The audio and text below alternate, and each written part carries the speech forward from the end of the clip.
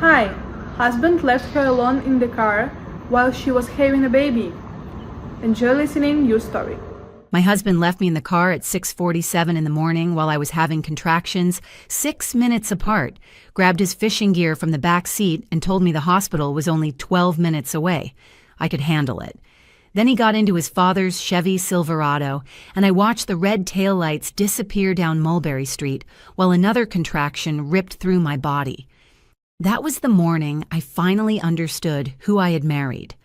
My name is Destiny Dickerson. I was 29 years old, and I was about to give birth to my first child completely alone.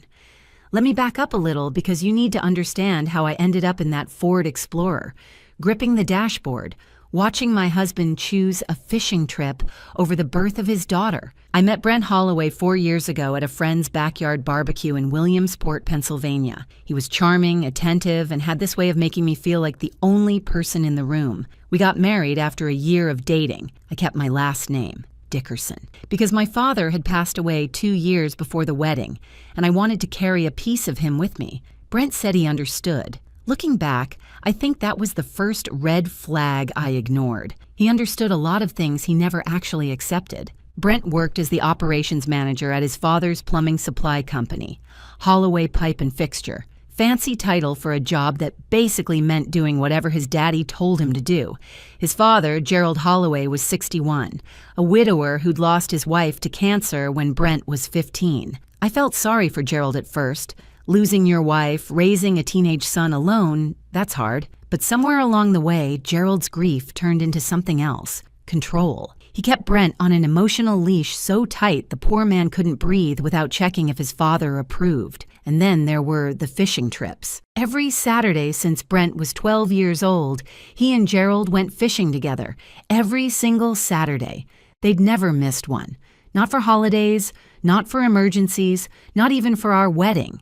We had to move the ceremony to Sunday because Gerald had already reserved their spot at Lake Raystown. I thought it was sweet at first, this father-son tradition. I told myself it was a sign of family values. What I didn't realize was that I would never, ever come before those fishing trips. Not once. Not even when I was literally bringing their family's next generation into the world. The signs were there before that March morning, of course. They always are. I just didn't want to see them. A few months before my due date, I started noticing money missing from our joint checking account. Small amounts at first.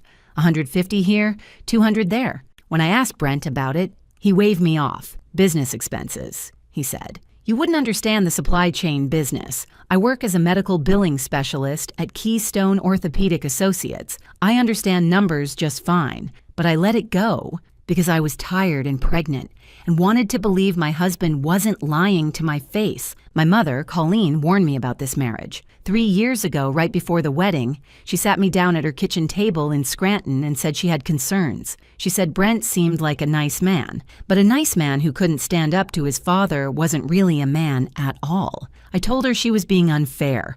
I told her she didn't know him like I did. I told her love would be enough. Mothers are annoying like that, always being right about things you don't want to hear. So there I was, that Saturday morning in March, 9 months pregnant, contractions getting stronger, sitting in the passenger seat of our car because Brent was supposed to drive me to the hospital. Supposed to. Instead, he stood in our driveway with his fishing rod in one hand and his tackle box in the other, telling me his father was already at the lake and couldn't wait. He said women had been giving birth for thousands of years. He said I was strong. He said 12 minutes wasn't that far. Then he kissed my forehead and got in his father's truck. I sat there for a full minute after they drove away. Not because I couldn't move. The contractions were painful but manageable at that point. I sat there because I genuinely could not believe what had just happened. My brain was trying to process the fact that my husband, the father of my child, had actually left me to drive myself to the hospital while in labor. It felt like a bad dream, like a sick joke. Like something that happened to other women. Not to me, but it was happening to me. And I had 2 choices, fall apart or drive. I drove. The 12 minutes to Williamsport Hospital felt like 12 hours. By the time I pulled into the emergency lot, my contractions were 4 minutes apart and getting worse. I parked crooked across 2 spaces and didn't care. Let them tow me. let them give me a ticket. I had bigger problems. I called my sister Janelle from the parking lot, sobbing between contractions. Janelle is 36, works as a paralegal at a family law firm in Philadelphia, and has never liked Brent. She answered on the second ring, and I could barely get the words out. She didn't ask questions. She just said she was getting in her car, and she'd be there as fast as she could. Philadelphia to Williamsport is about 2.5 hours. She made it in 2, but first I had to check myself in, alone. The humiliation of that experience is something I'll never forget. The intake nurse asked for my emergency contact, and I wrote N-A. She asked where the baby's father was, and I said he was unavailable. She and the other nurse exchanged a look. That look women give each other when they understand something without words. One of them, a kind woman in her 50s named Rita, squeezed my hand and said, "Honey, you're stronger than you know." I filled out my own insurance forms between contractions. I work in medical billing. I process insurance claims for a living. So there I was, in active labor, writing down authorization codes and policy numbers because I knew exactly which ones they'd need. If that isn't the most ridiculous irony of my life, I don't know what is. At least I didn't have to call my own office to verify coverage. Small mercies. You know what the worst part was? Even then, even sitting in that hospital bed with monitors strapped to my belly and no husband in sight, I checked my phone. 17 texts to Brent, all marked as read. He had seen them, every single one. He just hadn't responded. He was too busy watching his fishing line. Rita came back to check on me and asked if there was anyone else she could call. I looked at my phone, at those 17 unanswered messages, and something inside me shifted. Not broke, shifted. Like a door unlocking. Like a part of me I'd kept quiet for 3 years finally waking up. No, I told her, there's no one else to call. But that wasn't entirely true. There was someone. There was me. And I was about to find out exactly how strong that someone could be. Before we continue, if you're enjoying this story, please hit that subscribe button and tell me in the comments where you're watching from and what time it is there. I read every single comment and I appreciate every one of you.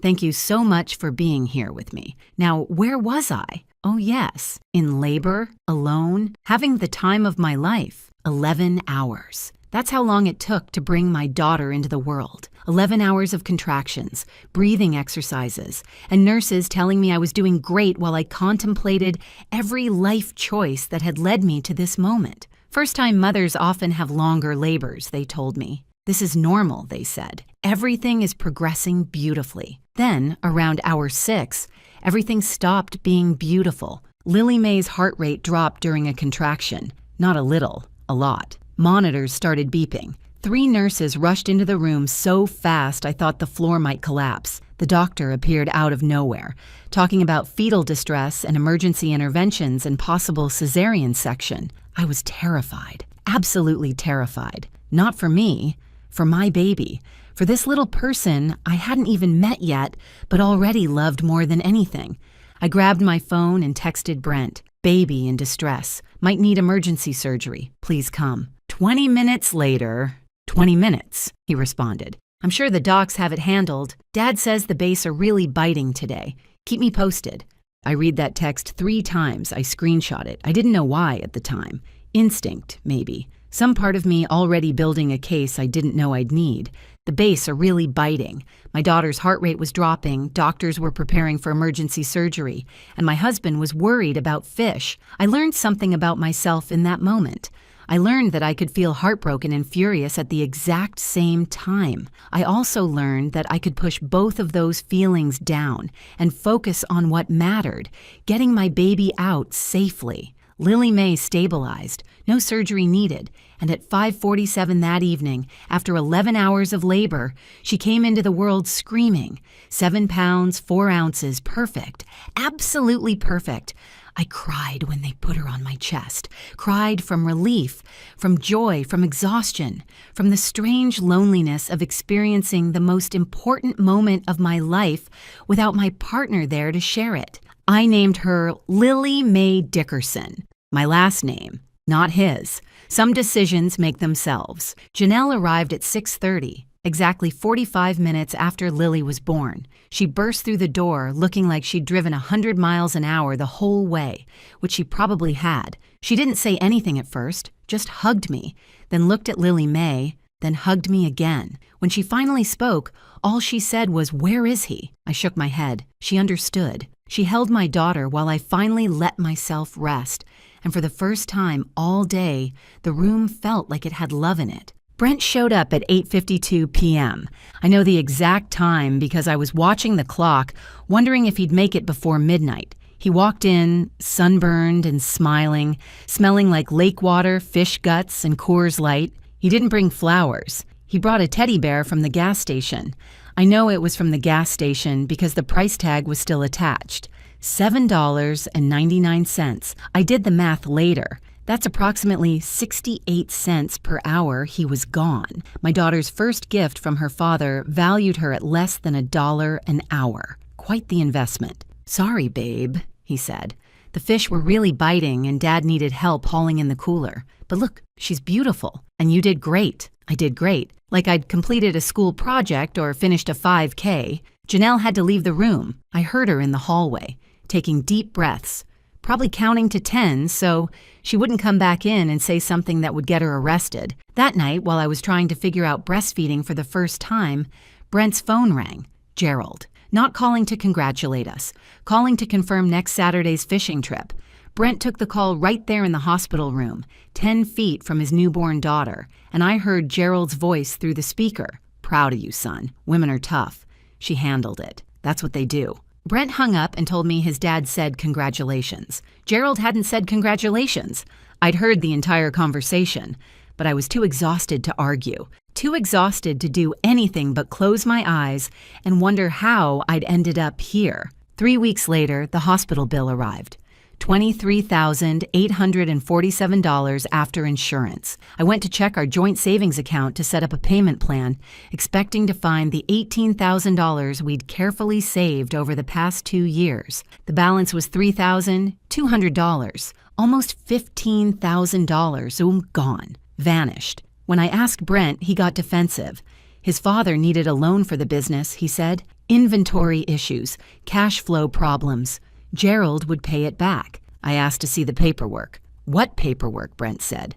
"It's family. We don't need paperwork. No promissory note, no repayment timeline, no documentation of any kind. Just my husband giving away our savings to his father while I was pregnant without telling me, without asking me, without even considering that it might be wrong. You know what's funny? Not funny, haha. Funny, strange. Nothing says magical bonding moment like your husband discussing fishing lures while you're trying to figure out breastfeeding. I remember sitting there, Lily May struggling to latch, Brent on the phone with his dad talking about what bait works best for largemouth bass, and thinking, this is my life now. This is what I chose. This is the man I married. But the real kick in the teeth came 2 weeks later. I was doing laundry.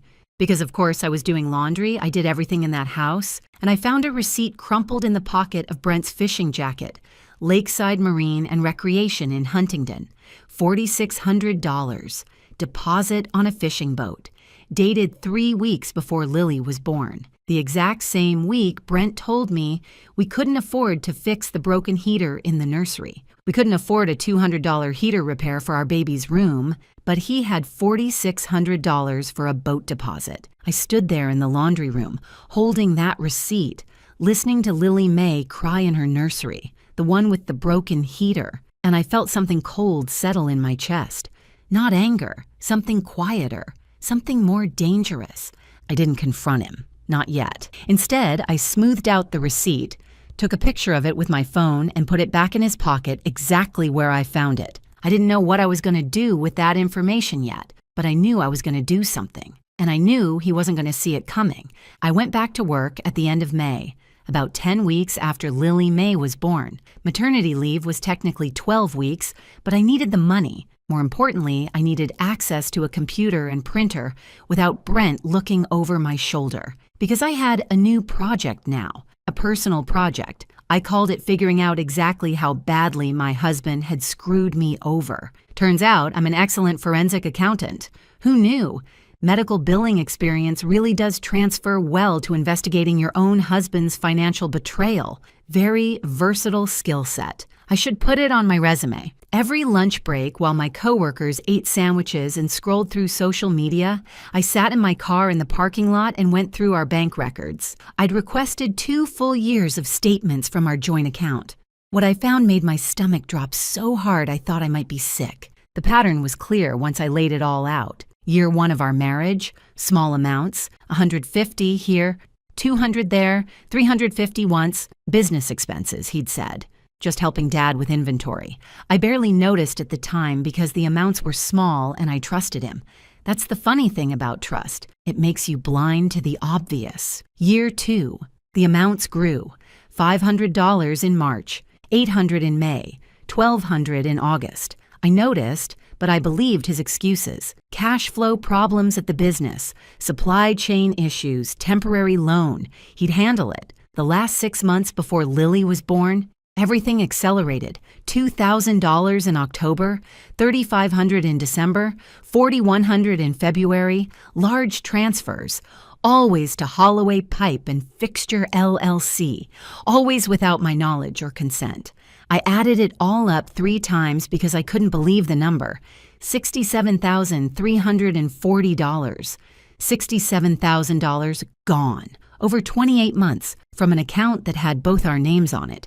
Money that was supposed to be for our future, our daughter's future, our life together. And he'd just given it away to his father without telling me, without asking. Like I was an inconvenience to be managed rather than a partner to be consulted. I sat in my car and cried for about 5 minutes. Then I wiped my face, drank some cold coffee, and got back to work. Not my job work, my investigation work, because I wasn't done digging yet. The boat receipt had been bothering me. $4,600 was a lot for a deposit. I wanted to know what it was buying. So the following Saturday, while Brent was, where else, at the lake with his father, I drove to Lakeside Marine and Rec in Huntington. Lily Mae was strapped into her car seat, babbling happily, completely unaware that her mother was about to do some light reconnaissance. I walked into the showroom and pretended to be interested in buying a boat.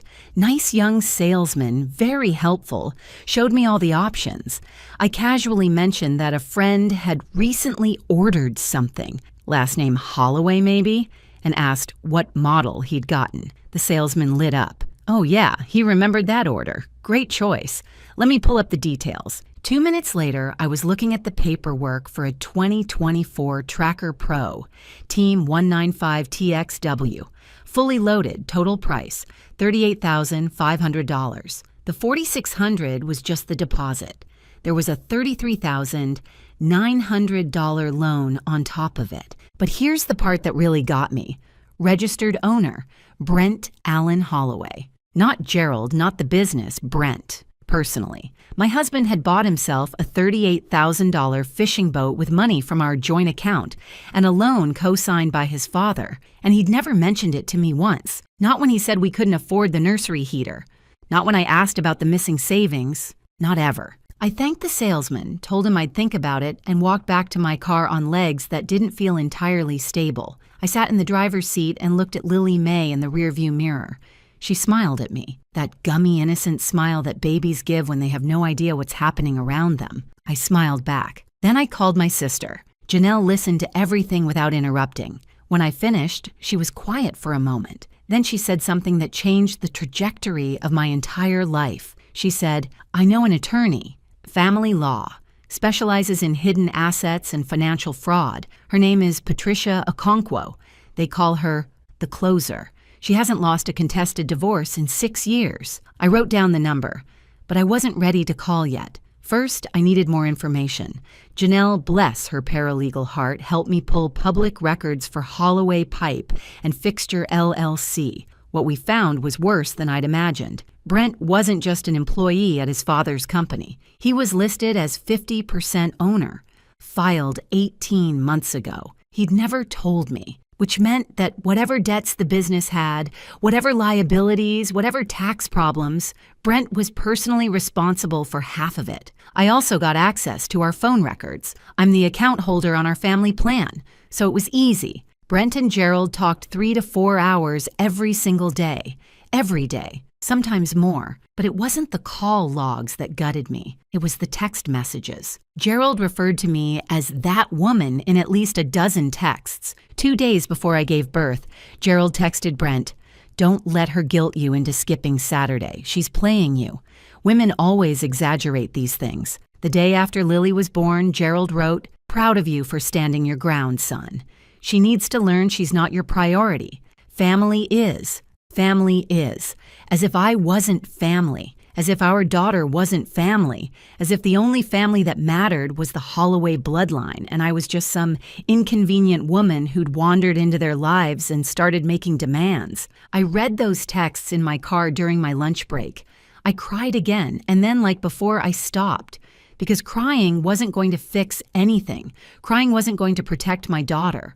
Crying wasn't going to get back the $67,000 my husband had stolen from our future. But preparation might. My mother moved in with us that week. Colleen Dickerson, 63 years old, retired school nurse. 5'4" and absolutely not someone you want to mess with. She said she was there to help with the baby. We both knew she was there because I'd told her what I'd found and she wasn't about to let her daughter face this alone. She never said "I told you so." Not once. She just helped. Changed diapers. Did dishes. Held Lily May when I needed to work late on my research. Made dinner. Listened when I needed to vent. That restraint. Not pointing out that she'd warned me about Brent 3 years ago was its own kind of gift. Maybe the best gift she could have given me. I thought about my grandmother a lot during this time. Lillian May Dickerson, the woman Lily was named after. Grandma Lily had raised 4 kids alone after her husband died in a factory accident in 1962. She never complained, never remarried, just did what needed to be done every single day for years. She used to tell me that Dickerson women were made of stronger stuff than most people realized. We just didn't advertise it. I was finally starting to understand what she meant. I became a forensic accountant on my lunch breaks. Never thought my medical billing skills would transfer so well to investigating my own husband. I also used to think I was bad at math. Turns out, I'm excellent at math. I just needed the right motivation. Nothing sharpens your arithmetic skills like discovering your husband is a thief. On a Tuesday afternoon in late June, while Brent was at his father's shop planning their next fishing trip, I finally called Patricia Okonkwo. I told her everything. The hospital, the fishing trips, the money, the boat, the text messages, the business ownership, all of it. She listened without interrupting, asked a few clarifying questions, and then was silent for a moment. When she spoke again, she said 5 words that changed everything. "You have an excellent case." Patricia Okonkwo's office was on the 3rd floor of a brick building in downtown Harrisburg, about an hour's drive from Williamsport. The elevator was slow, the carpet was worn, and the waiting room had magazines from 2019. None of that mattered.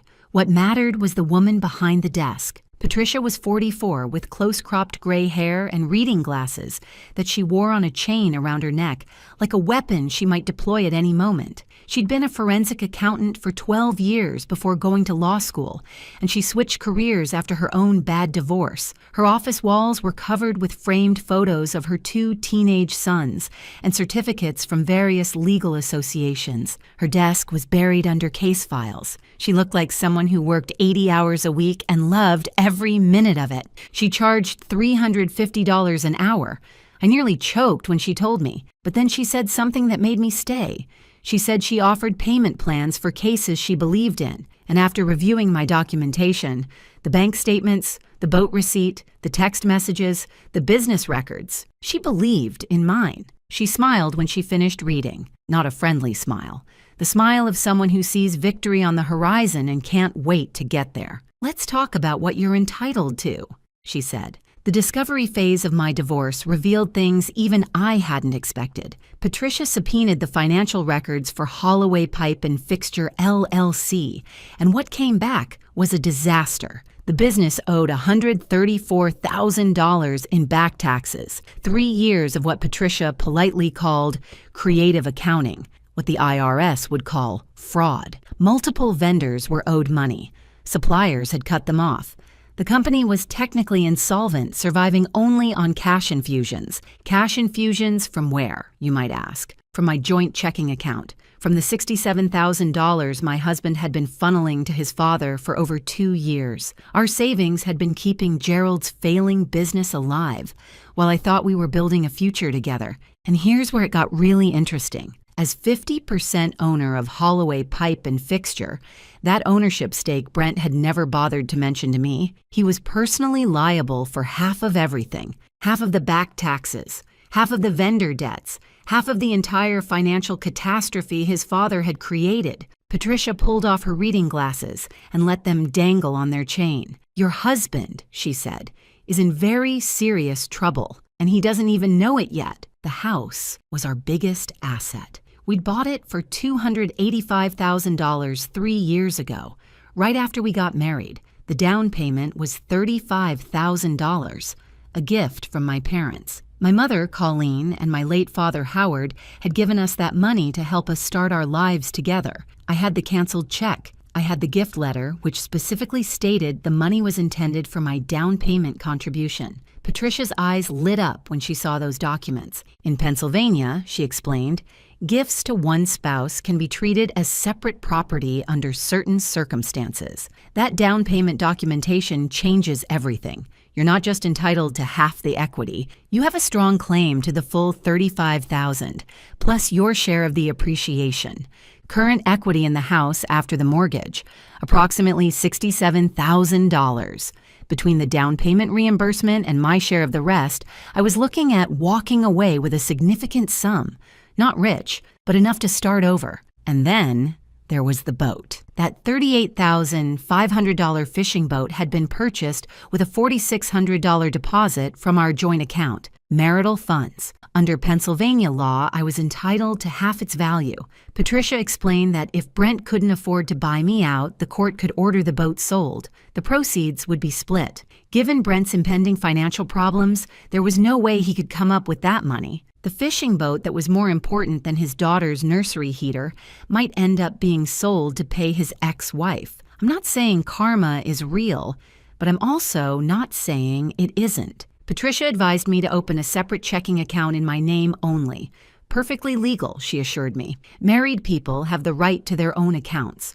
I started depositing my paychecks there instead of our joint account. Every 2 weeks, another $1,200 going somewhere. Brent couldn't touch it. I also made copies of everything.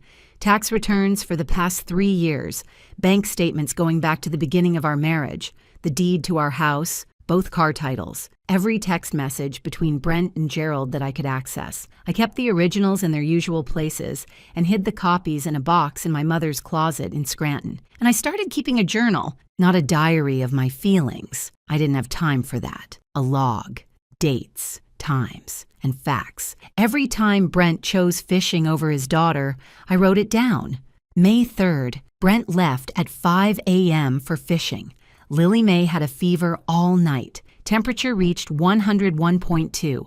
I handled it alone. He came home at 7 p.m., asked if she was feeling better, then went to bed. May 10th, asked Brent to skip fishing for Lily's baptism at St. Mark's. He said Gerald already reserved their spot at the lake. Baptism moved to Sunday. May 17th, Brent came home at 9 p.m. Lily Mae had been crying for 2 hours with colic. I asked where he'd been. He said I wouldn't understand. It's a father-son thing. I have his daughter. I understand plenty. May 24th, Brent transferred $1,800 to Holloway Pipe and Fixture. I found the notification on our banking app. When I asked about it, he said it was none of my business. Our joint account? None of my business. You know what's surprisingly easy? Hiding things from someone who doesn't pay attention to you. I could have been planning a surprise party. I could have been learning to speak Mandarin. I could have been training for a marathon. Instead, I was preparing to divorce him. And he noticed exactly as much as he noticed everything else about my life, which is to say, nothing at all. He never asked why I was working late, never wondered why my mother had moved in, never questioned why I seemed distant. He was too busy thinking about his next fishing trip to notice his wife was planning her escape. I used to spend my evenings watching true crime documentaries. You know, the ones where the wife always seems to know something the police don't. Now, I was living my own investigation. Turns out I'm much better at being the detective than I ever expected. Although, to be fair, my husband wasn't exactly a criminal mastermind, more of a criminal regular mind. The bar was not high. Patricia and I decided on a filing strategy. In Pennsylvania, you can file for divorce at any time, but the timing matters. She suggested filing on a Friday afternoon, as close to the courthouse closing time as possible. That way, Brent couldn't file any counter motions or emergency requests until Monday. It would give me the entire weekend to execute my plan. Friday, July 26th, Patricia filed at 4:47 p.m., 13 minutes before the courthouse closed. She filed for divorce on grounds of indignities, Pennsylvania's legal term for treatment that makes the marriage intolerable. She filed for full legal and physical custody of Lily May. She filed for child support based on our income differential. She filed for equitable distribution of assets, including reimbursement of the $35,000 down payment. She filed for her fair share of the fishing boat's value. Everything was in motion. Now came the hardest part, acting normal for one more night. Friday evening, I made dinner. Spaghetti with meat sauce, Brent's favorite. We ate together, watched some TV, went to bed early. He fell asleep by 10. I lay next to him, staring at the ceiling, running through my checklist. 2 suitcases packed and hidden in the garage. Lily May's car seat already installed in my car. Important documents, already at my mother's house. Wedding ring, ready to leave behind. At 5 o'clock Saturday morning, Brent's alarm went off. Fishing day. He kissed my forehead while I pretended to sleep. "I'll be back tonight," he whispered. "Have a good day." I kept my eyes closed until I heard Gerald's truck pull into the driveway, until I heard Brent loading his gear into the back, until I heard the engine start and the tires crunch on gravel as they drove away. Then I opened my eyes. It was time. Saturday, July 27th, 5:15 a.m. I moved fast but calm. I'd rehearsed this in my mind 100 times over the past month. Every step planned, every action deliberate. No panic, no second guessing, just execution. 2 suitcases came out of the garage. One with my clothes and essentials, one with everything Lily May would need for the next few weeks. I loaded them into my car, a 2018 Nissan Rogue that was in my name only. One of the few smart decisions I'd made before this marriage went sideways. Lily May was still sleeping when I lifted her from her crib. She stirred a little, made that soft baby noise that always melted my heart, then settled against my shoulder. I carried her through the house I'd called home for 3 years, past the kitchen where I'd made 1,000 dinners Brent barely noticed, past the living room where he'd watch TV while I did all the night feedings, past the nursery with the heater that had never been fixed. I strapped her into her car seat. She stayed asleep. Perfect baby. Always had been. Before I left, I went back inside one more time. I walked to our bedroom and placed my wedding ring on Brent's pillow. The ring he'd proposed with 4 years ago, back when I believed he was capable of putting someone else first. I didn't want it anymore. It represented a promise he'd never kept. On the kitchen counter, I left the divorce papers, all 47 pages of them, and on top, a single yellow sticky note. "You can't catch a wife and release her. Read page 14. I thought it was clever. Fishing humor. He'd appreciate it eventually. Or he wouldn't. Either way, I laughed when I wrote it. First time I'd laughed in months. By 5:45 a.m., I was on Route 81 North, heading towards Scranton. 70 miles to my mother's house, 70 miles to safety, 70 miles to the beginning of whatever came next. The sun was just starting to rise, painting the Pennsylvania hills in shades of orange and pink. Lily May slept in the back seat. The radio played softly, some old song from the 80s that I didn't recognize, but found comforting anyway. I drove exactly the speed limit. No need to attract attention. No need to rush. Brent wouldn't be home for another 15 hours. By then, I'd be settled in my childhood bedroom, drinking tea with my mother, watching my daughter sleep in the portable crib we'd set up days ago. I'd done it. I'd actually done it. Now I just had to wait. Brent got home at 8:23 p.m. I know because Gerald's truck has Jeep's tracking, something Brent mentioned once years ago, and I filed away in my memory. He pulled into the driveway at 8:19. 4 minutes to unload his gear and walk inside. I can imagine what he found. Dark house, empty rooms, silence where there should have been a baby crying or a wife asking about his day. The papers on the counter, the sticky note. I imagine him reading that note, confused at first, then flipping to page 14 where Patricia had itemized every single withdrawal from our joint account, $67,340, listed by date and amount. Page 15, the boat purchase with copies of the receipt and registration. Page 16, his 50% ownership of Holloway Pipe and Fixture and his personal liability for the company's $134,000 in tax debt. Page 17, my claim to the down payment and house equity. His hands must have been shaking by the time he finished. At 8:47 p.m., my phone screen lit up. Brent calling. I didn't answer. Straight to voicemail. 8:48 p.m. Brent calling, voicemail. 8:49 p.m. Text message. Babe, what is this? Where are you? 8:52 p.m. Brent calling, voicemail. 8:55 p.m. Text. This is crazy. Let's talk about this. Come home, 9:03 p.m. Text. I know I messed up. We can fix this. Please. 9:15 p.m. Brent calling. The 17th call in less than 30 minutes. Voicemail. By midnight, he'd called 47 times. I knew because I checked the log the next morning. 47 calls to a number I'd blocked at 6 a.m. that morning, right after I crossed the Scranton city limits. Some people say forgiveness is letting go of anger. I say blocking someone's number is letting go of their ability to annoy you. Same energy, faster results. Sunday morning, Gerald drove to my mother's house. I watched from the upstairs window as his truck pulled up, as he marched to the front door, as he pounded on it with his fist. Colleen answered. My mother, 5'4", 63 years old, retired school nurse. Not someone you'd expect to be intimidating, but she stood in that doorway like a fortress. I couldn't hear what Gerald said, but I could imagine. Demands to see me, accusations, maybe threats. Colleen's response was calm and clear. I heard every word through the open window. My daughter and granddaughter are resting. You can leave now, or I can call the police. Your choice. She didn't raise her voice, didn't need to.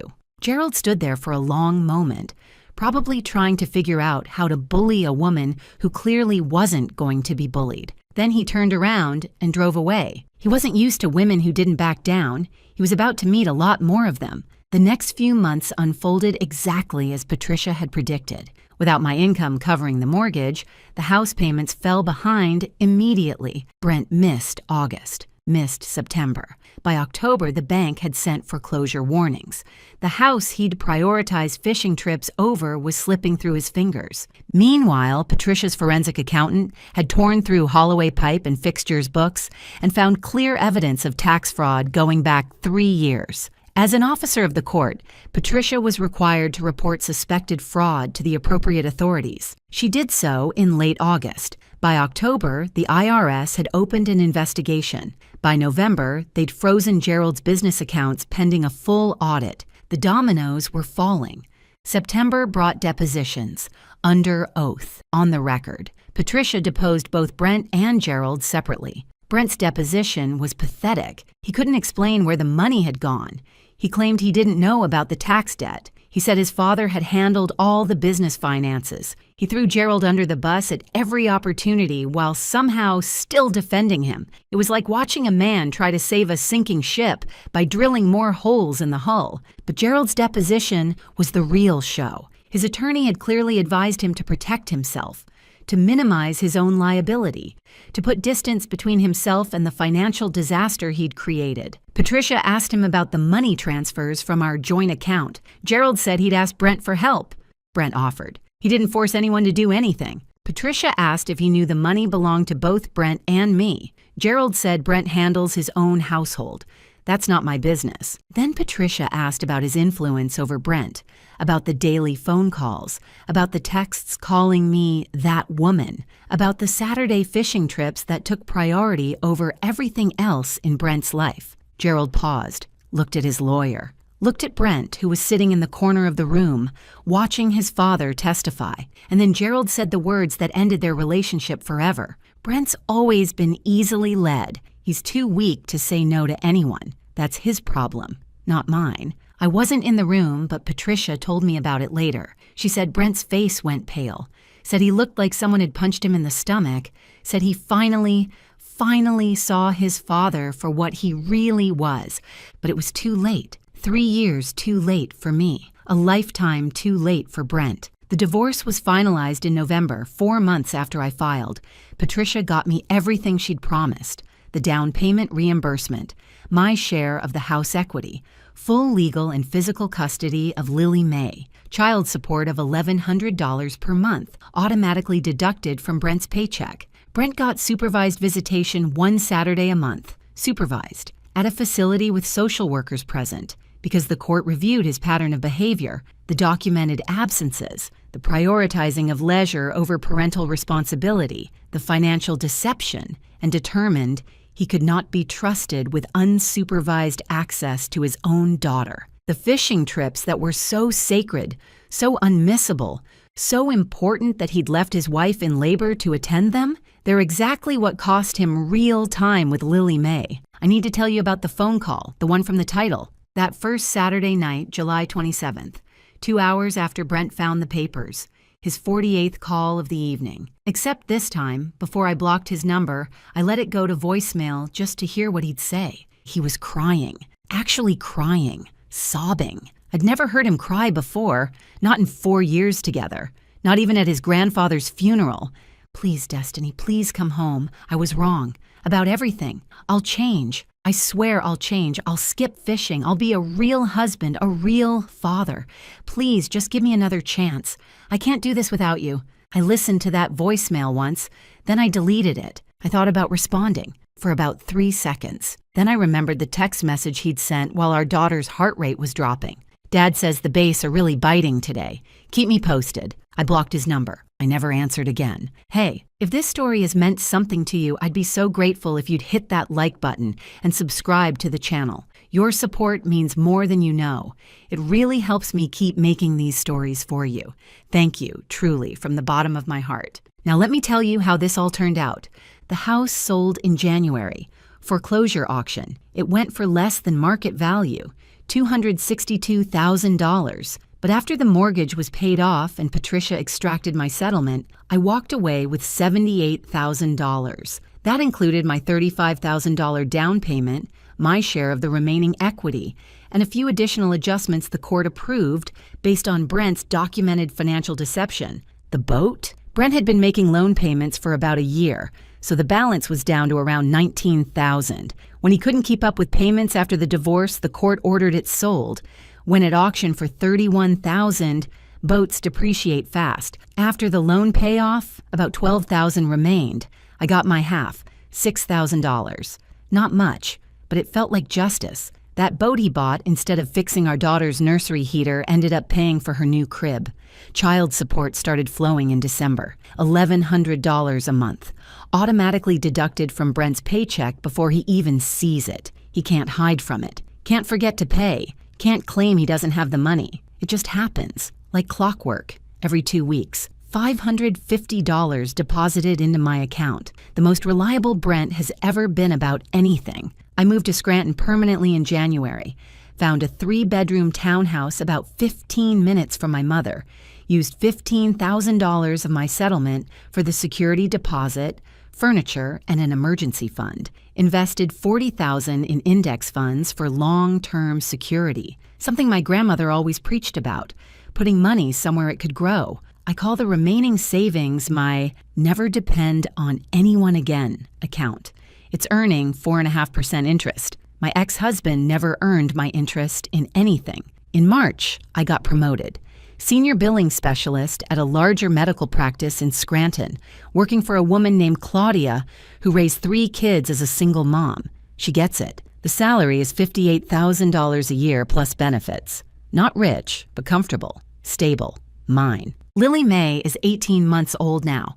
She's walking, talking, well, babbling mostly, but I swear she said mama last week and my heart nearly exploded. She has my eyes and, unfortunately, Brent's nose, but that's the only thing of his she's getting. Everything else, the values, the strength, the understanding that she deserves to be someone's priority, that's coming from me and my mother and my sister, the women who showed up, the women who stayed. As for Brent, he lost the house, he lost the boat, he lost unsupervised access to his daughter. He lost any respect I ever had for him. After the foreclosure, he moved into a rented room above his father's shop, the shop Gerald no longer owns.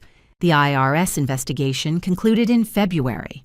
Gerald had to sell Holloway pipe and fixture to cover the back taxes, the penalties, and the interest. He works for the new owners now as a regular employee, takes orders from a 32-year-old named Kyle, who calls him Jerry, and makes him clean the warehouse on Fridays. Brent's supervised visitation with Lily May is scheduled for one Saturday a month. In the 6 months since the divorce was finalized, he's shown up for exactly 2 of them. The other 4 times, he canceled. Always has an excuse: car trouble, work emergency, not feeling well. Same pattern, different context. And those sacred Saturday fishing trips, the ones that couldn't be missed for anything, not for a wedding, not for a funeral, not for the birth of a child. Gerald told Brent he's too busy now, has to work weekends at the warehouse because Kyle needs him there. Funny how that works. Funny how the thing Brent sacrificed his marriage for has disappeared completely. Funny how Gerald's priorities shifted the moment they became inconvenient for Gerald. I'd feel sorry for Brent if I had any sympathy left, but I used it all up on that drive to the hospital, breathing through contractions, wondering why I wasn't worth 12 minutes of delay on a fishing trip. 6 months after the divorce was finalized, I was at the Wegmans on Route 6, doing my weekly grocery shopping. Lily May was in the cart chewing on a teething ring and charming everyone who walked by. We just grabbed some bananas when I turned the corner into the cereal aisle. Brent was standing there.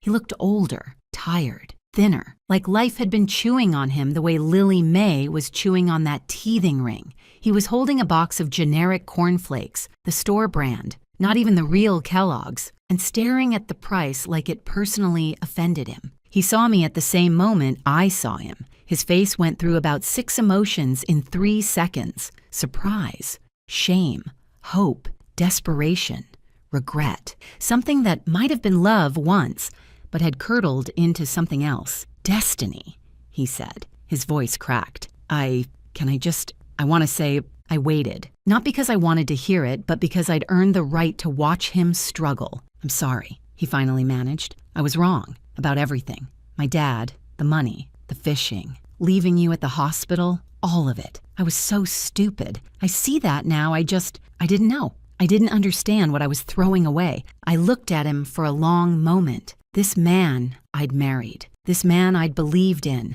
This man who'd chosen a fishing trip over the birth of his daughter, who'd stolen $67,000 from our future, who'd let his father call me that woman without ever defending me once. I thought about all the things I could say, all the anger I could unleash, all the years of frustration and disappointment and betrayal that I could pour out right there in the cereal aisle of a Scranton Wegmans. But here's the thing I've learned about revenge. The best revenge isn't making someone suffer. It's moving on so completely that their suffering becomes irrelevant to you. So I didn't yell, didn't cry, didn't give him the satisfaction of seeing that he still had any power over my emotions. I just looked at him, smiled slightly, and said, "I hope you catch something worth keeping someday, Brent." Then I pushed my cart past him, grabbed a box of Cheerios for Lily May, and kept walking. I paid for my groceries, loaded them into my car, drove home to my townhouse where my mother was making dinner, and my daughter's toys were scattered across the living room floor, and my life was messy and imperfect and entirely my own. I didn't look back. There's nothing behind me that I need. Some people show you who they are in small moments. Every Saturday morning for 3 years, Brent showed me exactly who he was. He showed me that his father would always come first. That tradition mattered more than commitment. That I was an afterthought in my own marriage. But he made it undeniable on one Saturday morning in March, when he chose a fishing trip over watching his daughter come into the world, when he left me in that car with contractions 6 minutes apart and told me I could handle it. He was right about one thing, though. I could handle it. I handled the hospital. I handled the labor. I handled the delivery. I handled discovering his lies, documenting his betrayal, hiring an attorney, filing for divorce, and rebuilding my entire life from the ground up. The woman who drove herself to the hospital while in labor, she can do anything. And that's the thing about being underestimated. When someone assumes you're weak, they never see you coming. They never prepare for you to fight back. They're too busy looking at the lake to notice the storm rolling in. So here's what I've learned, and maybe it's useful to someone out there listening to this story. When someone shows you they'll never put you first, believe them. Don't make excuses. Don't hope they'll change. Don't convince yourself that love is enough. Believe them the first time, the 10th time, the 100th time, and then make the only decision that really matters. Put yourself first, because nobody else is going to do it for you. Thank you so much for staying with me through this whole story. I'm genuinely grateful for every single one of you who made it to the end. If you want to hear more stories like this one, there's another one waiting for you right there on your screen. I picked it out just for you. I think you're going to love it. I'll see you in the next one. Hello, welcome to Her Healing Heart. I hope you enjoyed this story. Let's watch. My mother told me to figure it out while I was lying in a hospital bed with a fractured femur, a dislocated shoulder, and a 7-week-old baby at home who needed me. Those were her exact words. Figure it out.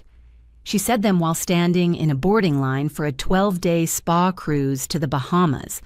I could hear the ship's horn in the background. I could hear champagne glasses clinking. And I could hear my mother choosing a vacation over her daughter and her grandchild without even a moment of hesitation. My name is Mariana Jenkins. I'm 31 years old, and until October 3rd of last year, I believed that family meant something. That blood was thicker than water. That when you really truly needed your mother, she would show up. I was wrong about all of it. Let me take you back to that Tuesday afternoon, October 3rd, 2:47 p.m. I was driving home from the veterinary clinic where I work as a billing specialist in Bowling Green, Kentucky. I'd left a little early because my neighbor, Mrs. Patterson, was watching Nora, my 7-week-old daughter, and she had a dentist appointment at 5. My husband, Theo, was 47 minutes away in Elizabethtown, installing a new AC unit for some commercial building. The plan was simple. Pick up Nora, start dinner, wait for Theo to get home. The plan lasted until I reached the intersection of Scottsville Road and Campbell Lane. I never saw the FedEx truck. I heard it, this massive roar of an engine that shouldn't have been there because my light was green. I know my light was green. And then the world became glass and metal and spinning. The truck hit my driver's side door doing at least 40 miles an hour. My little 2014 Ford Focus with the 127,000 miles didn't stand a chance. Neither did I. I woke up in an ambulance. The pain was like nothing I'd ever experienced. This white-hot fire running from my hip down to my knee. My shoulder felt wrong, twisted somehow. Every breath was a knife between my ribs. The paramedic kept telling me to stay calm, stay still, help was coming. All I could think about was Nora, my baby, who was watching my baby. They took me to the medical center at Bowling Green, room 412. I'll never forget that number. Fractured right femur that would need surgical repair. Dislocated left shoulder. 3 cracked ribs. The doctor explained everything very carefully, very professionally. And all I heard was 6 to 8 weeks of recovery, possibly longer. You won't be able to care for an infant alone. I called Theo first. He answered on the second ring, and when I told him what happened, I heard his voice crack in a way I'd never heard before. He said he was coming, he'd figure out work, just hold on. He made it to the hospital by 5:15, which meant he'd driven that 47 minutes in probably 35. He'd already picked up Nora from Mrs. Patterson. He was holding our daughter in one arm and my hand with the other, and he looked like he hadn't breathed since my call. Theo could take 5 days off. That was the maximum. Unpaid because HVAC technicians don't get generous leave policies. And if he missed more than a week, they'd give his jobs to someone else. Our mortgage payment was due on the 15th. $1,340 that we couldn't miss without serious consequences. We had maybe $4,000 in savings. The math was already impossible, and I hadn't even had surgery yet. That's when I called my mother, Darlene Pritchard, 59 years old, remarried to a man named Hank, who treated her like a queen, living in a beautiful 4-bedroom house in Louisville that she constantly photographed for Facebook. My mother, who I'd sent $400 to every single month for the past 3 years to help with property taxes. My mother, who I'd given $2,800 to just 3 months earlier for an emergency roof repair she swore she'd pay back by September. She answered on the 5th ring. I could tell immediately she was somewhere busy, somewhere loud. There was music. There was chatter. There was the unmistakable sound of vacation. I explained everything. The accident, the injuries, the surgery I needed, the baby I couldn't care for, the husband who could only take 5 days off. I asked her, I begged her, really, to come to Bowling Green for a week or two, just until I could walk again, just until I could hold my own daughter without help. Her response was a sigh, an actual, audible, irritated sigh. She told me she was in Miami. She was about to board the Serenity of the Seas for a cruise she'd booked 8 months ago, a spa cruise. 12 days in the Bahamas with Hank. She couldn't possibly cancel now. Did I know how much those tickets cost? Did I know how long she'd been looking forward to this? I said, Mom, I can't walk. I have a newborn. I need help. And she said the words that ended whatever was left of our relationship. Mariana, your sister Sloan never puts me in these situations. Figure it out. I've had this cruise booked for 8 months. Then she said she had to go. They were calling her boarding group, and she hung up. I lay there in that hospital bed, morphine drip attached to my arm, leg in traction, staring at the ceiling. There was a water stain on the tile directly above me. I spent 4 hours looking at it before surgery.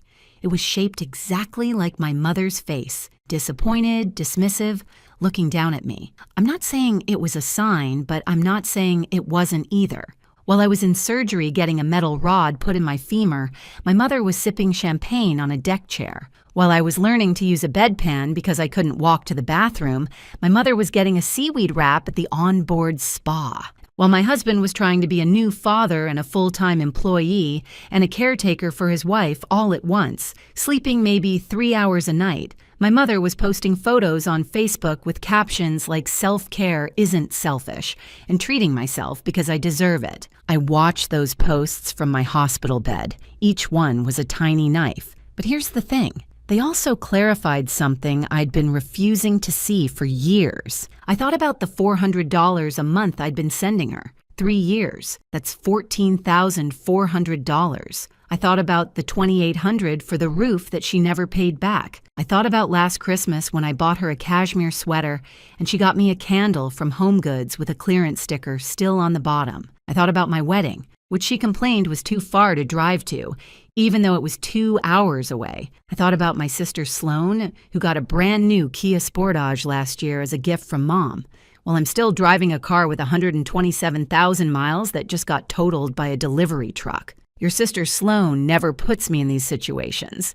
Sloan, who hasn't held a job longer than 6 months in her entire 28 years of life. Sloan, who borrowed $15,000 from our mother and never paid back a cent. Sloan, who didn't come to my wedding because she had a migraine. That's Sloan. That's the standard of good behavior. That's what I'm supposed to live up to. Something shifted in me that night. Not broke, shifted, like a bone setting into a new position. Different, permanent. I didn't know yet what I was going to do about it, but I knew, lying in that hospital bed, that I was done being the daughter who figured it out. I was done figuring it out for people who couldn't even be bothered to show up. Before we continue, please hit subscribe and tell me in the comments where you're watching from and what time it is there. Thank you so much for being here. Now, where was I?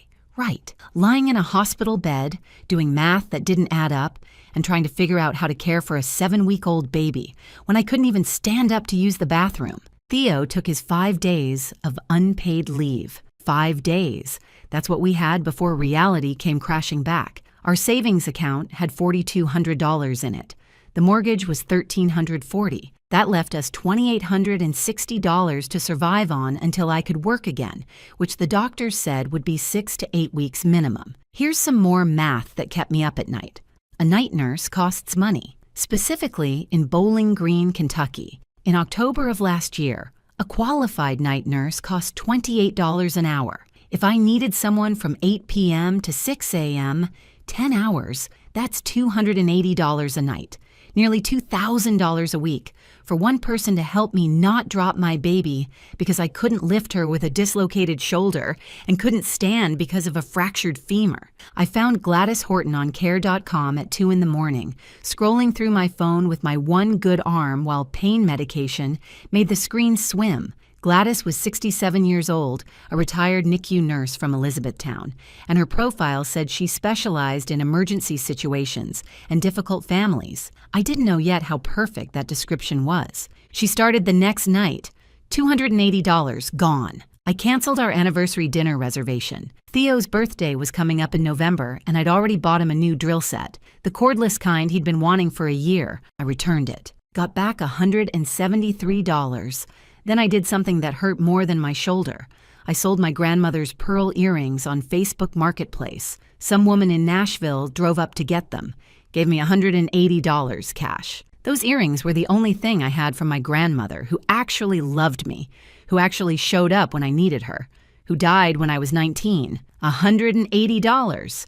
That's what I was doing while my mother was at the captain's table dinner, posting photos with the caption, "Living my best life with my love." Hank smiling awkwardly in a blazer beside her. Day 4 in the hospital, I tried one more thing.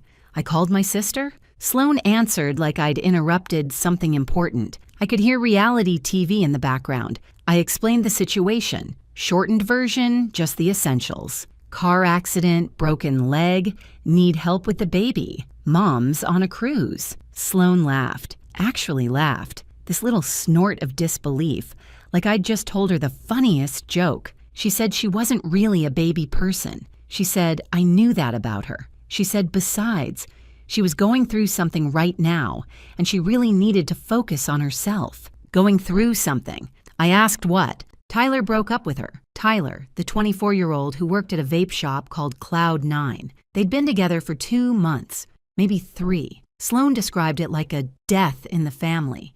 She said she couldn't possibly take care of an infant right now, not with everything she was dealing with.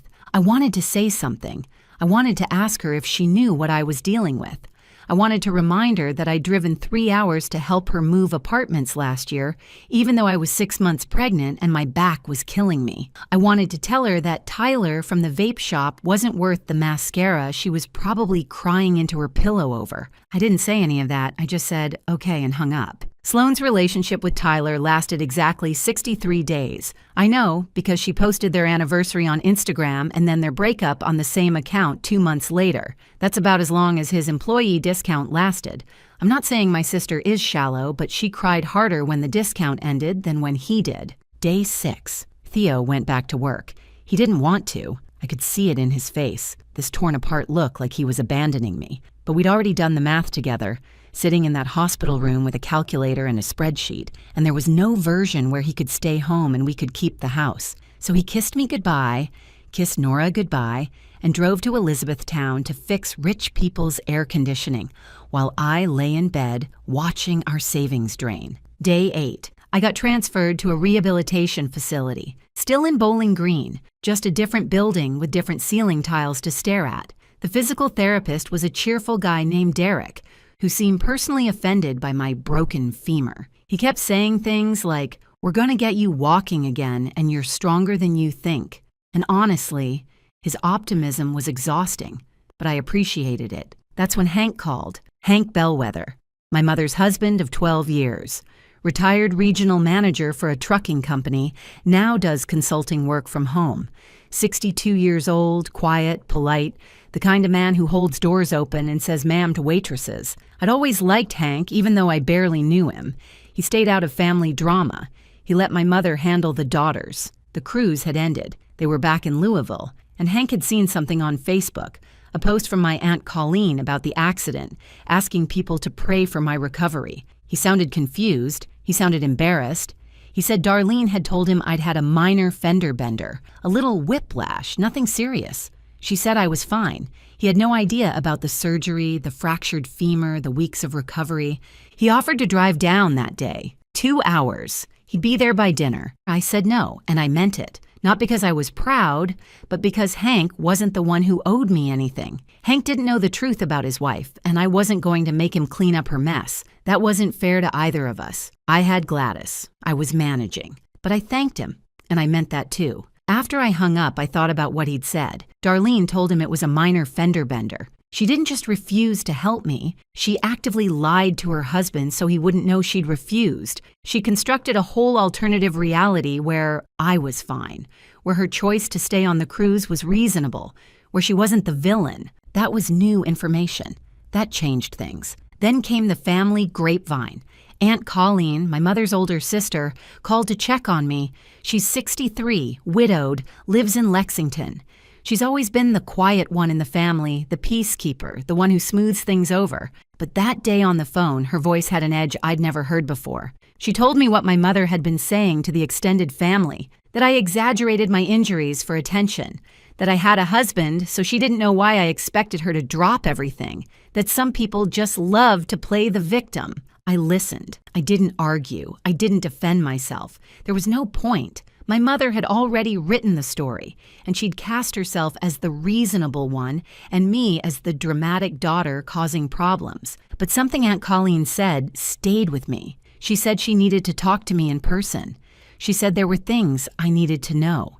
She said she should have told me years ago, and she was sorry she'd waited this long. 2 days later, she showed up at the rehab facility with a tuna casserole and a manila folder full of documents. And that's when everything I thought I knew about my family fell apart. Aunt Colleen sat in the plastic chair next to my bed and didn't touch the casserole she'd brought. She just looked at me with this expression I'd never seen on her before. Guilty, sad, and determined all at once. She started by apologizing. She said she should have told me this 3 years ago when it happened. She said she'd been a coward. She said my mother had threatened her, and she'd believed the threat, and she'd hated herself for it ever since. I didn't understand what she was talking about. Not yet. Colleen told me to think back to March 2021, my father's death. Raymond Pritchard, 61 years old, heart attack in his sleep, gone before anyone could say goodbye. I remembered it, of course. I remembered the funeral.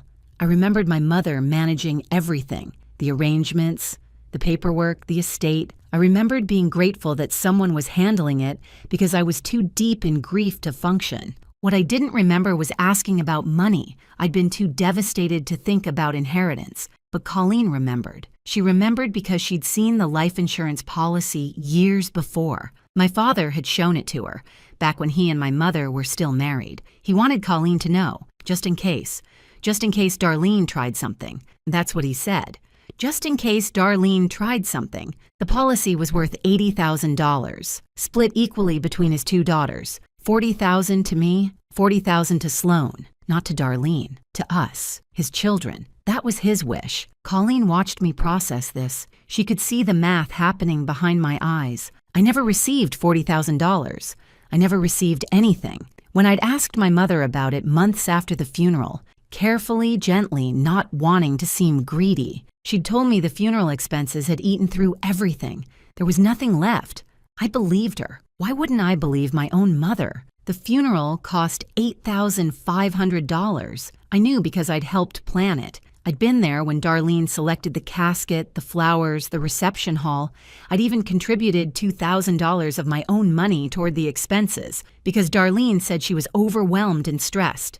And couldn't I help?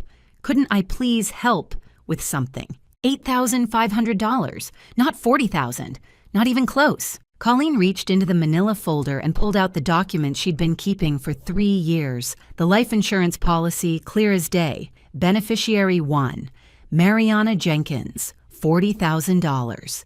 Beneficiary 2, Sloan Pritchard, $40,000. Policy number, insurance company, payout terms. Everything official, everything documented. My father gave these copies to Colleen the year before he died. He said he didn't trust Darlene with money. He said he wanted someone outside the situation to know the truth. He said if anything ever seemed wrong after he was gone, Colleen should tell his daughters. Colleen tried. 3 years ago, after the funeral, she asked Darlene about the insurance payout, just casually, just checking. Darlene's response wasn't casual at all. She pulled Colleen aside at a family barbecue and told her very clearly that if she kept asking questions, she wouldn't be welcome at family events anymore, ever. She would be cut off, erased, alone. For a 63-year-old widow whose entire social life revolved around family gatherings, that threat worked. Colleen shut up. She hated herself for it, but she shut up. Until now. Until she saw what happened with my accident. Until she realized that her silence had allowed Darlene to keep hurting me, keep taking from me, and she couldn't live with it anymore. I asked the obvious question. If Sloan and I were each supposed to get $40,000 and Sloan definitely got hers because Sloan bought a used car 6 months after Dad died and bragged about paying cash, then where was my $40,000? Colleen didn't know for certain, but she had a guess, and it involved something Darlene had said at Christmas 2 years ago. Family party, Darlene's house, too much wine. Colleen was helping clean up the kitchen when Darlene got chatty in that loose, unguarded way drunk people sometimes do. She started talking about money, about security, about how every smart woman needs something her husband doesn't know about. She told Colleen she had a secret account, emergency fund she called it, rainy day money. Hank handles everything else, she said, but this is mine. This is my safety net. At the time, Colleen thought it was just tipsy bragging, rich people nonsense.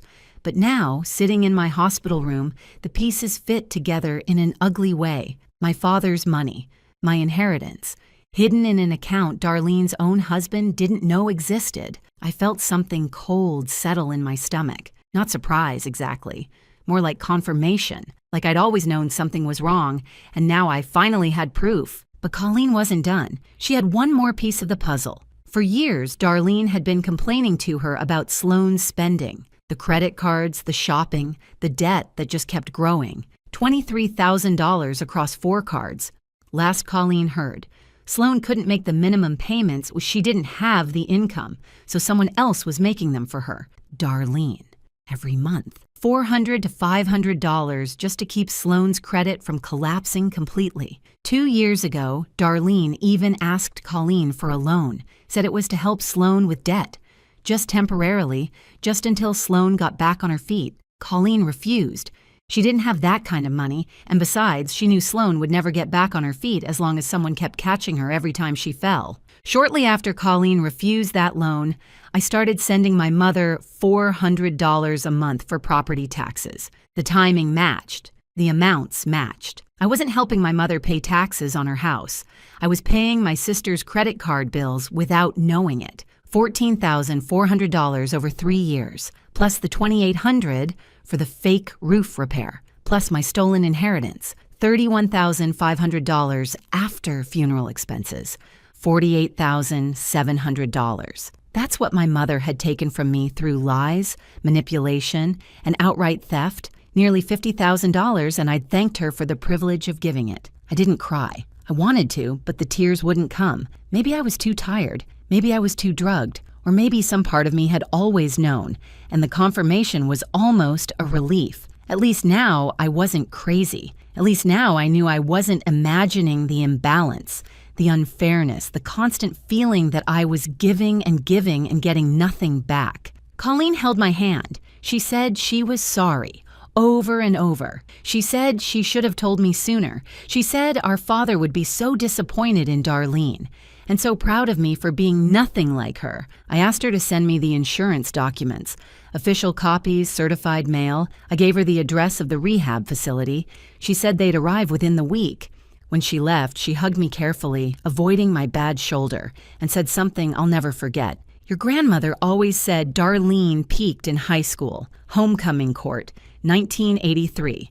It's been 40 years of downhill skiing without the mountains. I laughed. It hurt my ribs, but I laughed anyway. Alone in that room, I stared at the ceiling, different tiles, same feeling, and I thought about what I was going to do. My first instinct was confrontation, blow it all up, call my mother, scream at her, demand answers, let the whole family know what she'd done. But that's what the old Mariana would have done. The Mariana who figured it out, who kept the peace, who let herself be used because fighting back seemed too hard. I wasn't that person anymore. The accident had broken something in me, yes, but it had also broken something loose. some barrier I'd built to protect myself from seeing the truth about my own family. I didn't want revenge. I didn't want drama. I just wanted what was mine, and I was going to get it. The documents arrived on October 24th, certified mail just like Colleen promised. I held them in my hands, proof of my father's wishes, proof of my mother's betrayal, and I started to plan, not a scene, not a confrontation, something quieter, something smarter, something my mother wouldn't see coming until it was already too late. October 25th, 3 weeks and 1 day after the accident that changed everything. I came home, not walking exactly, more like shuffling with a walker, my right leg still refusing to cooperate the way legs are supposed to.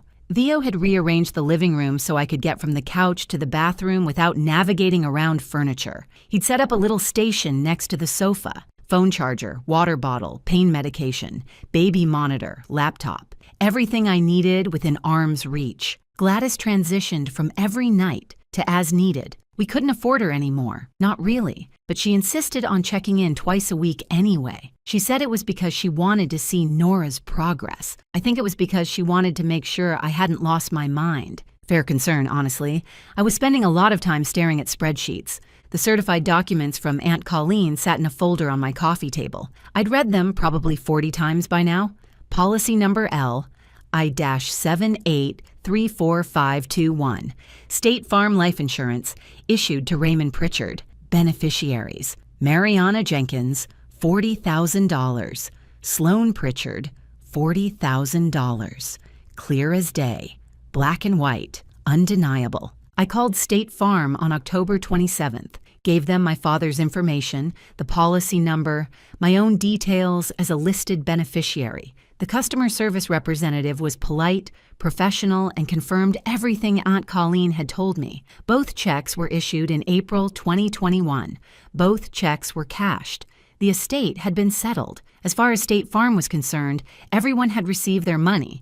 Everyone except me. I started building my case. Not for court, I wasn't there yet, but for myself. I needed to see the full picture laid out in front of me. So I created a spreadsheet because that's what billing specialists do when the world stops making sense. We make spreadsheets. Column A, what I gave. Column B, what I received. Column C, what was stolen. 3 years of bank statements showing the $400 monthly transfers to my mother's account. 48 payments. $14,400. I told myself it was for property taxes. I told myself I was helping my mother keep her home, the home she owned outright after marrying Hank, the home that didn't have property tax problems because Hank handled all the finances and would never let a bill go unpaid. I've been paying my sister's credit card minimums for 3 years without knowing it. Next line, July 2024, $2,800, emergency roof repair. The text messages were still on my phone. My mother swearing she'd pay me back by September, promising it was just temporary, thanking me for being such a good daughter. September came and went. No money, no mention of it. I didn't bring it up because I didn't want to seem petty.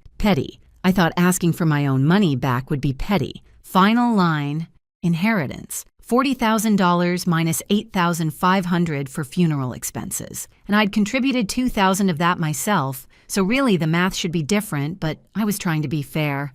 $31,500. Money my father specifically wanted me to have. Money that was supposed to help me build a life, buy a house, raise a family. Gone. Total $48,700. I looked at that number for a long time. Nearly $50,000. That was a down payment on a house. That was 4 years of daycare for Nora. That was a safety net, a cushion, a future. And my mother had taken it while smiling at me across Thanksgiving tables and accepting my birthday cards and telling me she loved me. But here's the thing. I didn't want to go to war over $48,000. I didn't want lawyers and courtrooms and family drama that would drag on for years. I didn't want to become the villain in my mother's story, the ungrateful daughter who sued her own family. I wanted one thing, the inheritance, $31,500, my father's money left to me, stolen by my mother. That was clean. That was documented.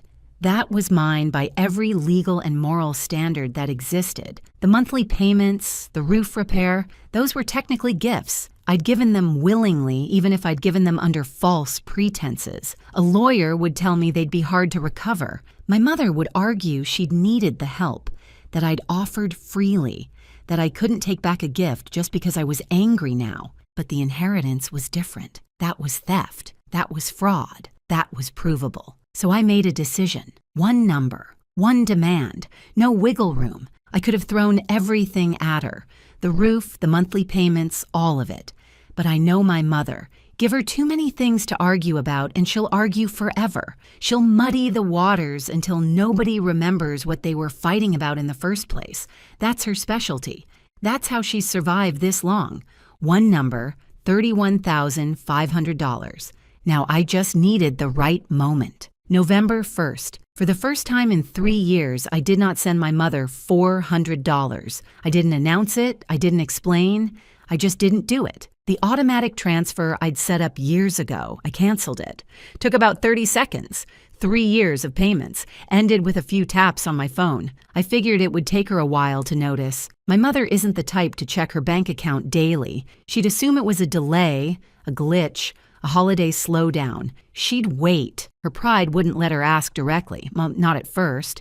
She'd convince herself there was a reasonable explanation that didn't involve her daughter finally wising up. November 8th, 5 weeks after the accident. I walked into my physical therapy appointment using a cane instead of a walker. Derek, my therapist, actually applauded. He said I was ahead of schedule, that most femur fractures don't progress this fast, and what was motivating me.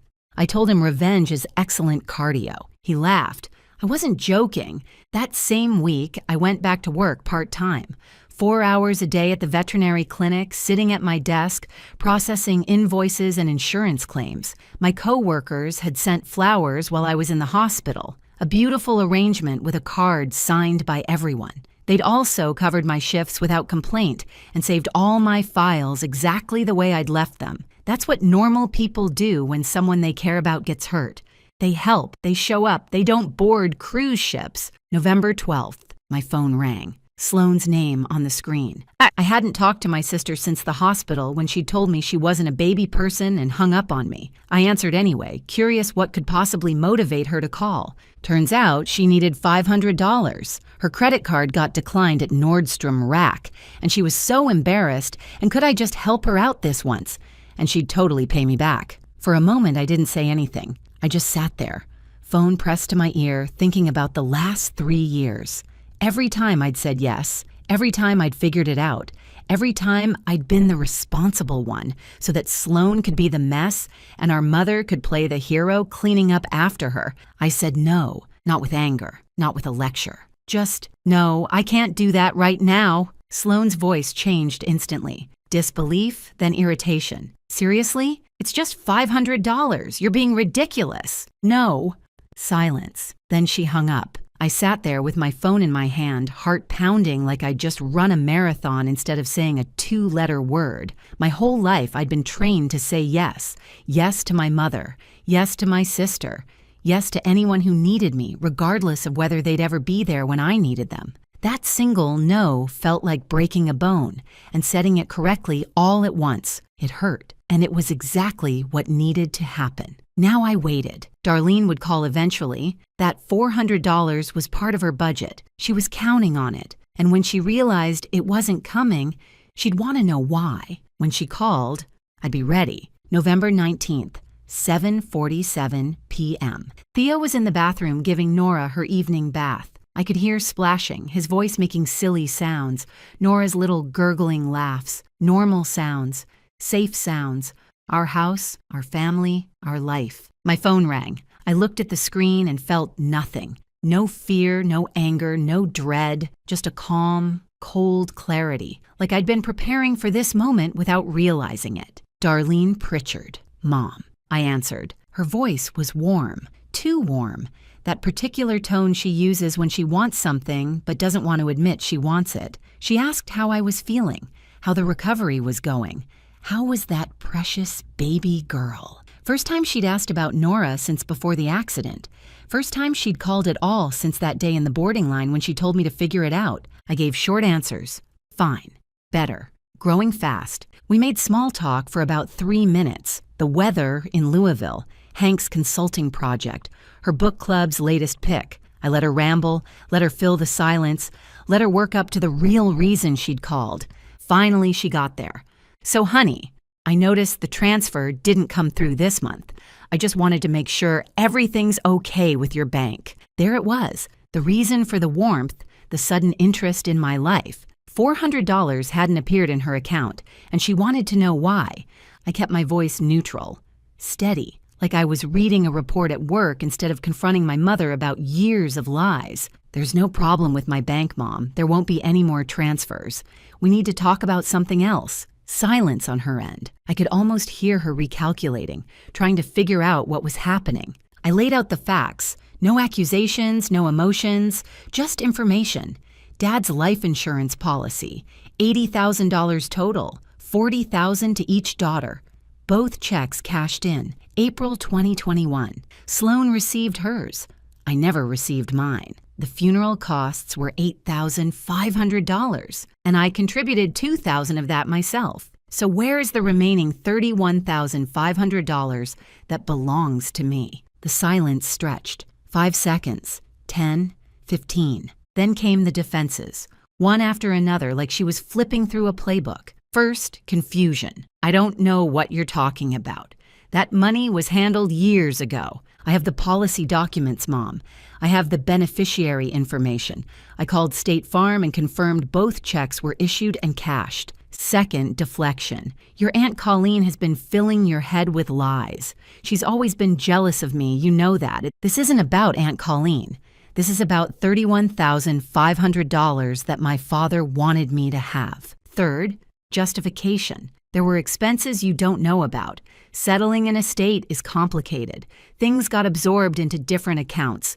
It wasn't intentional. I helped plan the funeral, Mom. I know what it cost. $8,500, not $40,000. Fourth, attack. After everything I've done for you, this is how you treat me. I raised you. I sacrificed for you. And now you're accusing me of stealing? I didn't say the word stealing. You did. Fifth, victimhood. Her voice cracking now, tears threatening. I can't believe my own daughter would do this to me. You've always been difficult, Mariana.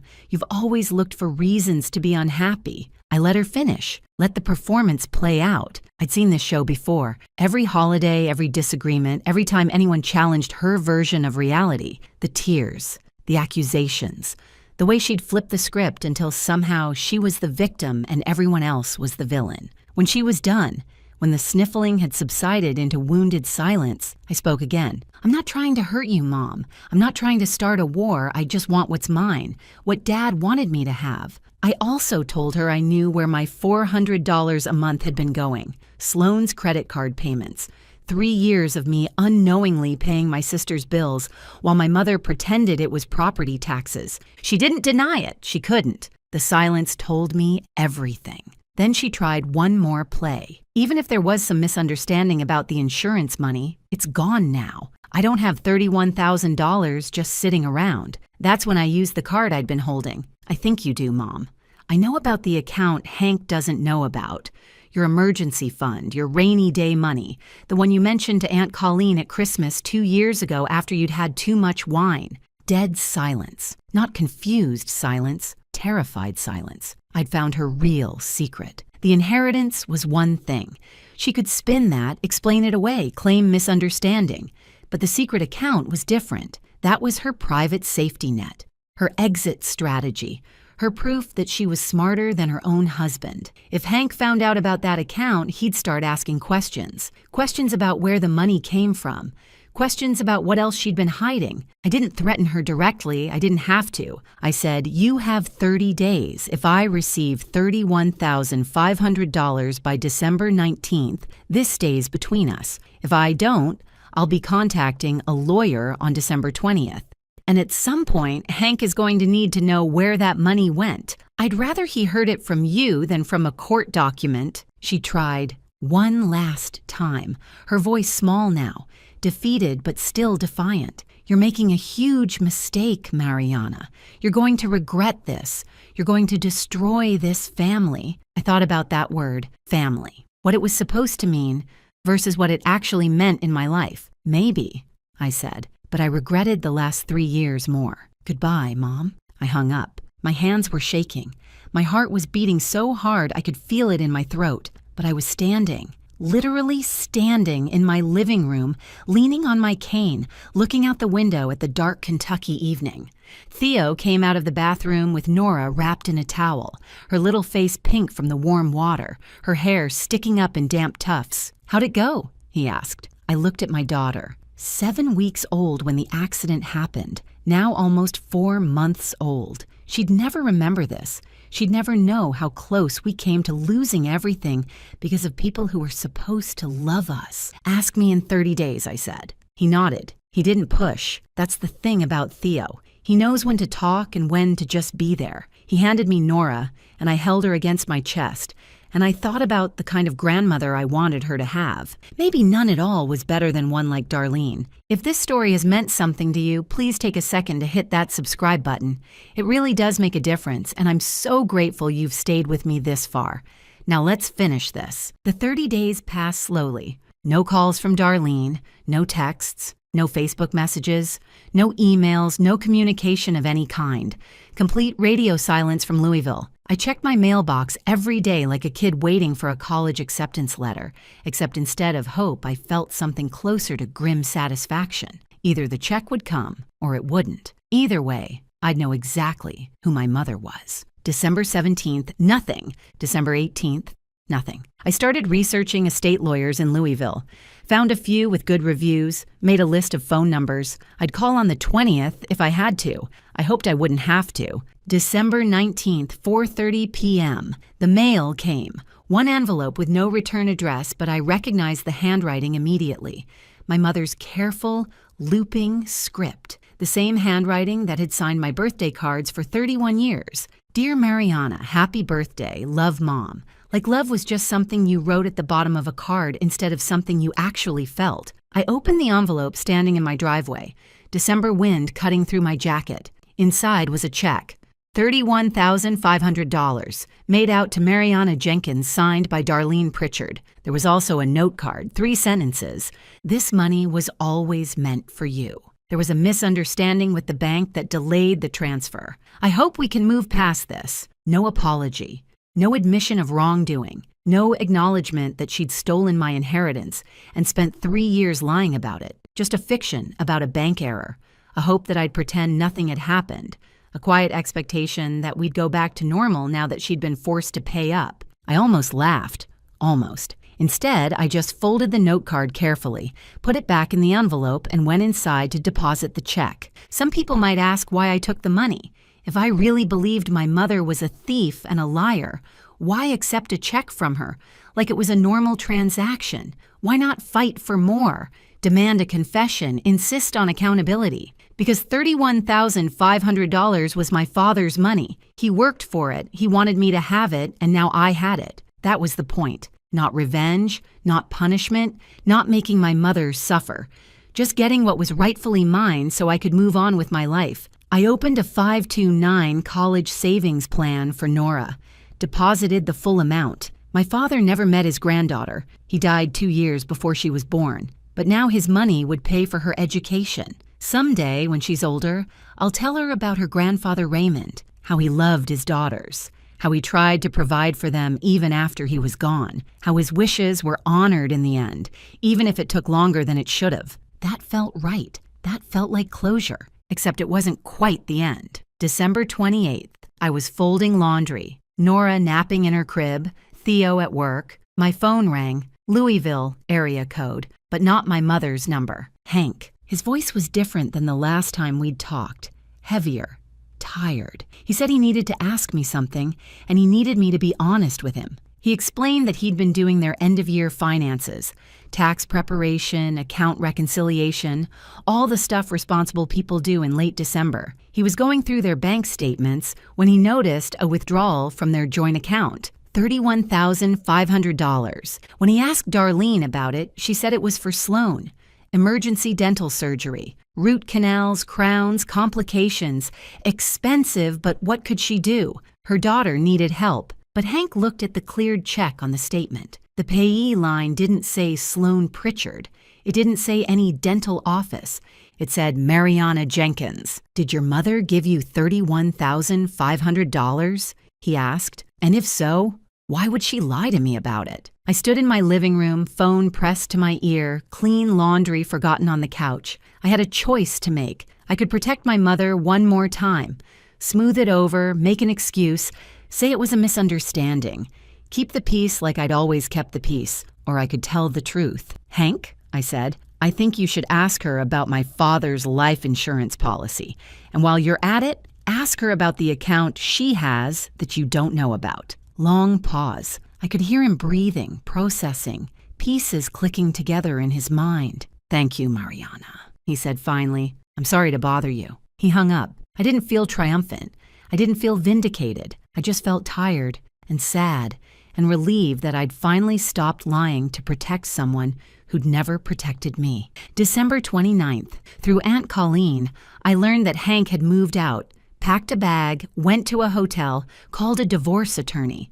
12 years of marriage, and it took one bank statement to unravel everything. Darlene was calling everyone in the family, crying about how I'd destroyed her life, how I'd turned her husband against her, how I'd always been jealous, always been difficult, always been the problem child. Sloan left me a voicemail calling me selfish and vindictive and saying I'd never be welcome in her home again. I didn't respond to any of it. There was nothing left to say. December 31st, New Year's Eve. Theo and I stayed home, ordered Thai food, watched a movie, put Nora to bed by 9. We weren't big party people even before the accident. Now, after everything, a quiet night at home felt like luxury, felt like peace. At 8:47 p.m., my phone rang. Darlene Pritchard, Mom. I looked at the screen for a long moment. The name that had meant so much to me once. The person I'd spent 31 years trying to please, trying to help, trying to earn love from. The woman who'd told me to figure it out while she boarded a cruise ship. The woman who'd stolen my inheritance and lied about it for 3 years. The woman who, even now, was probably calling to yell at me or manipulate me or make herself the victim one more time. I looked at Theo. He was watching me, not pushing, just present. I looked at Nora's baby monitor, the little screen showing her sleeping peacefully in her crib. I pressed decline, put the phone face down on the coffee table, went back to my pad thai. The phone didn't ring again. You know, my physical therapist Derek asked me something at my last appointment. He wanted to know if I'd noticed any lasting effects from the accident, any permanent changes, and I told him yes. I'd developed a severe allergy to guilt trips and a sudden intolerance for cruise ship photos on Facebook. He laughed and said that sounded like a full recovery to me. I think he was right. For 31 years, I tried to earn my mother's love by being useful, reliable, generous. I sent money I couldn't afford, drove hours to help with problems that weren't mine, smiled through holidays where I was treated like a second-class citizen in my own family. I thought if I gave enough, eventually I'd get something back. But love that has to be purchased isn't love. It's a transaction, and some transactions need to be closed permanently. My leg healed, my shoulder healed, my ribs healed. And somewhere in the middle of all that recovery, something else healed too. Something that had been broken a lot longer than 6 weeks. I don't know what happened to my mother's marriage. I don't know if Hank went through with the divorce. I don't know if Sloan ever paid off those credit cards, or if Darlene still posts vacation photos with inspirational captions. I stopped checking. What I know is this. I have a husband who shows up. I have a daughter who will never question whether she's loved. I have $31,500 in a college fund and $0 going to people who don't deserve it. And I have something my mother never gave me, but my father somehow did, even from beyond the grave. I have proof that I was worth providing for, that I mattered, that someone somewhere wanted to make sure I was taken care of. That's the inheritance that matters, not the money. Although the money is nice, the knowledge that I was worth it, even when my mother made me feel like I wasn't, even when I forgot it myself. Thanks so much for being here with me today. I really appreciate every single one of you. If you want more stories like this one, they're waiting right there on your screen. Click one, and I'll see you in just a moment.